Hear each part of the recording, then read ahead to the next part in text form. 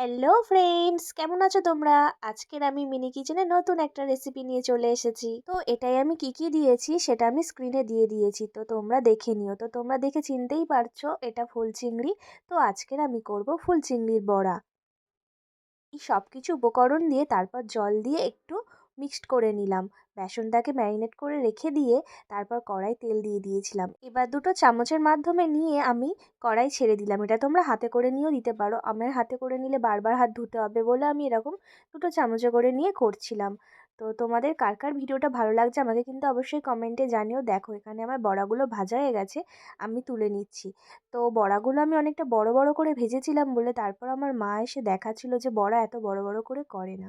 তো মা তারপর হাত দিয়েই মা ছেড়ে দিচ্ছিল কড়ার মধ্যে। দেখো তারপর আমি গরম ভাতের সাথে একটু টেস্ট করে নিচ্ছিলাম। দারুণ খেতে হয়েছিল। তোমরাও বাড়িতে বানিয়ে দেখো। কেমন লাগলো ভিডিওটা অবশ্যই কমেন্টে জানিও। বাই।